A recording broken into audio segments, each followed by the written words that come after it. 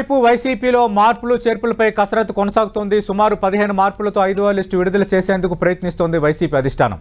అంతేకాకుండా ఇప్పటికే మార్పులు చేసిన నియోజకవర్గాల్లో కొన్ని చోట్ల మార్పులు మళ్లీ ఉండొచ్చన్న సంకేతాలు ఇస్తోంది ఆ పార్టీ అగ్రనాయకత్వం. మార్పు చేర్పుల్లో భాగంగా ఇప్పటివరకు 58 అసెంబ్లీ 10 ఎంపీ నియోజకవర్గాల్లో మార్పులు చేసింది హైకమాండ్.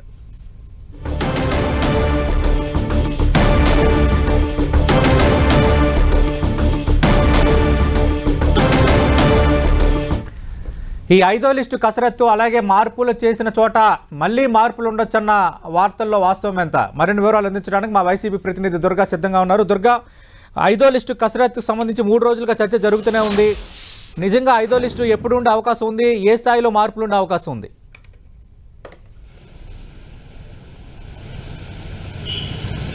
సతీష్, 5వ లిస్టుకి సంబంధించి కసరత్ అనేది చాలా సీరియస్గా సీఎం జగన్ చేస్తున్నారని చెప్పాలి. గత 4 రోజుల నుంచి కూడా ఈ కసరత్ అనేది చాలా సీరియస్గా తాడేపల్లి క్యాంప్ కార్యాలయంలో జరుగుతుంది. ఎవరెవరు మార్పులు ఉన్నాయో వాళ్ళందరినీ కూడా తాడేపల్లికి పిలిపిస్తున్నారు. వాళ్ళతో సీఎం జగన్ నేరుగా మాట్లాడుతున్నారు. అయితే 5వ లిస్టులో ఒక ట్విస్ట్ కూడా మనకి ఉన్నట్టుగా తెలుస్తుంది. ఎందుకంటే ఇప్పటి వరకు 68 స్థానాల్లో మార్పులు చేర్పులు చేశారు. ఇందులో 58 స్థానాలకు సంబంధించి అసెంబ్లీ ఇన్ఛార్జీలను ప్రకటించారు. అలాగే 10 స్థానాలకు సంబంధించి పార్లమెంట్ ఇన్ఛార్జీలు ప్రకటించారు. అయితే ఈ 58 ఏదైతే అసెంబ్లీ ఇన్ఛార్జీలు ప్రకటించారో 58 స్థానాల్లో కూడా మరోసారి కొన్ని మార్పులు ఉండే అవకాశం అయితే చాలా స్పష్టంగా కనిపిస్తుంది. ఎందుకంటే ఎక్కడైతే మార్పులు చేశారో ఆ సంబంధించినటువంటి 4-5 నియోజకవర్గ సిట్టింగ్ ఎమ్మెల్యేలని గత 2 రోజుల నుంచి తాడేపల్లికి పిలిపిస్తున్నారు. ఇందులో భాగంగానే ఇప్పటికే సంతనూతలపాడు ఎమ్మెల్యే టీజీఆర్ సుధాకర్ బాబు కూడా ఈరోజు సీఎం జగన్ ని కలిశారు. అలాగే రేపల్లి నుంచి మోపిదేవి వెంకటరమణ కూడా సీఎం జగన్ ని కలిశారు. ఆయన నిన్న ఈ రోజు కూడా తాడేపల్లికి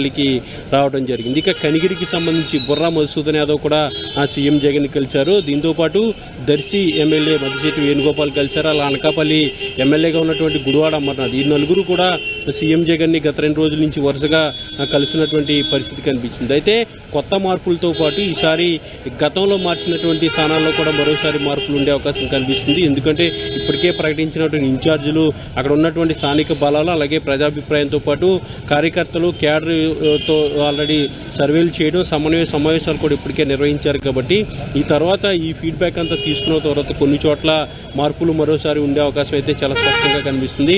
4 నుంచి 5 చోట్ల ఈ మార్పులు ఉండే అవకాశం అయితే ఉన్నట్టుగా మనకి పార్టీలో చాలా అంతర్గతంగా అందుతున్నటువంటి సమాచారంగా మనకి తెలుస్తుంది. అయితే మిగిలినటువంటి చోట్లకు సంబంధించి మొత్తం 15 మందికి పైగా 5వ లిస్టు ఉండే అవకాశం ఉన్నట్టుగా తెలుస్తుంది. ఎందుకంటే ఈసారి ఎంపీ స్థానాలు కూడా ఎక్కువగా ఉండే అవకాశం. ఎందుకంటే ఇప్పటికే 10 ఎంపీ స్థానాలకి ప్రకటించారు.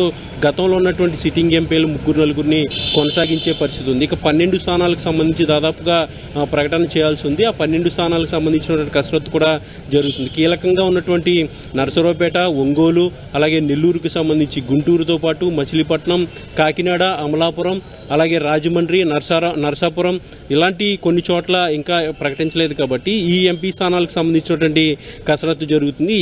ఏ ఎంపీ స్థానం ఏ క్యాస్ట్కి ఇవ్వాలనే దానికి సంబంధించి ఇప్పటికే ఒక నిర్ణయం కూడా ఆల్రెడీ తీసుకున్నారు. ఉదాహరణకు ఈరోజు మిథున్ రెడ్డి కూడా పర్యటించారు నరసాపురానికి.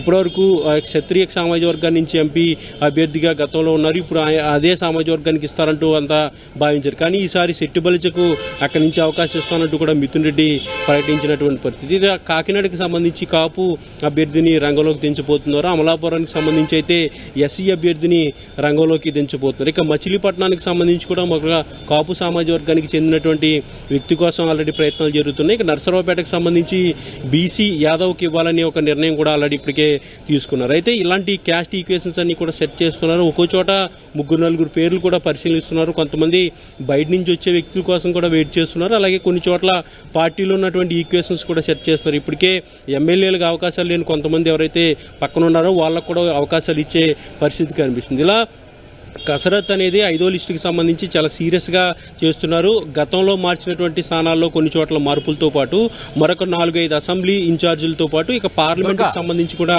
ఈసారి ఎక్కువగా ఉండే మార్పులు ఖచ్చితంగా కనిపిస్తుంది. సతీష్, అంటే దుర్గా మళ్ళీ ఆల్రెడీ మార్పులు చేర్పులు చేశారు. ఈ మార్పులు చేర్పుల్లో మళ్ళీ మార్పులు ఉండొచ్చన్న అంశానికి త్వరలో జరగబోతున్న రాజ్యసభ ఎన్నికలకు సంబంధం ఏమైనా ఉందా? ఆ నేపథ్యంలో ఎమ్మెల్యేలకు ఏమైనా సంకేతాలు ఇవ్వడానికి ఇలా 2-3 చోట్ల మార్పులు చేస్తున్నారన్న వార్తల్లో నిజమెంత?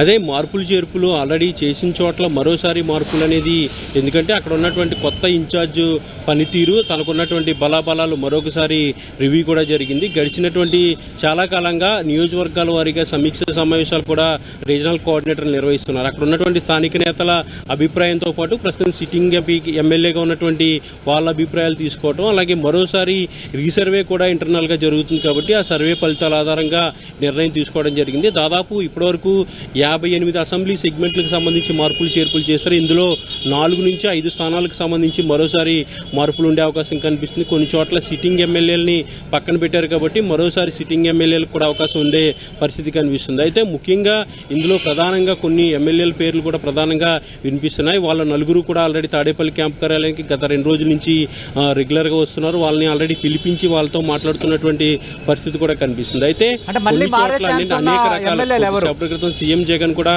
చెప్పడం జరిగింది.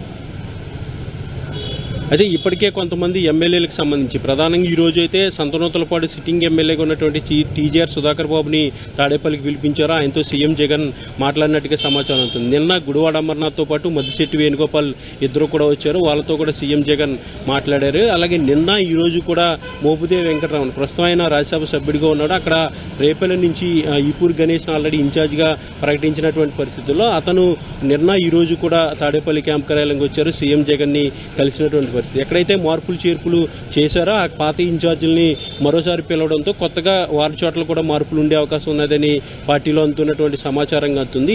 సీఎం జగన్ కూడా కొద్దిసేపటి క్రితం చాలా క్లియర్ గా చెప్పడం జరిగింది. ఈ మార్పులు చేర్పులు అనేది అన్ని కోణాలు కూడా పరిశీలించిన తర్వాత చేస్తున్నాం. కుల సమీకరణాలు కూడా చూస్తున్నాం. అలాగే స్థానికత, దాంతోపాటు పార్టీకి బలం ఉన్నా లేదంటే వ్యక్తిగతంగా ఆ ఎమ్మెల్యేలకు ఉన్నటువంటి వ్యతిరేకతను కూడా దృష్టిలో తీసుకుని అనేక సర్వేలు కూడా చేసిన తర్వాత నా సర్వేలు నాకున్నాయి, ఎవరికైతే బలం ఉందో వాళ్ళనే పోటీలో ఉంచిపోతున్నానంటూ కూడా సీఎం జగన్ చెప్పారు.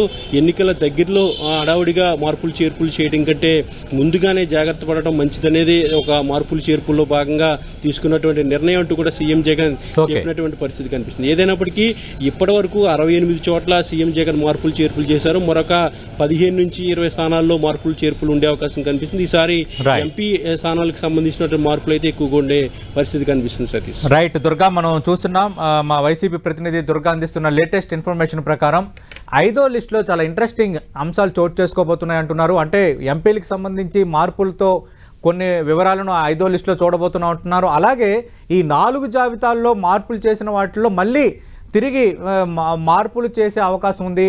ఒక 4 చోట్ల తిరిగి సిట్టింగ్లకు ఛాన్స్ దొరికే అవకాశం ఉంది అంటున్నారు.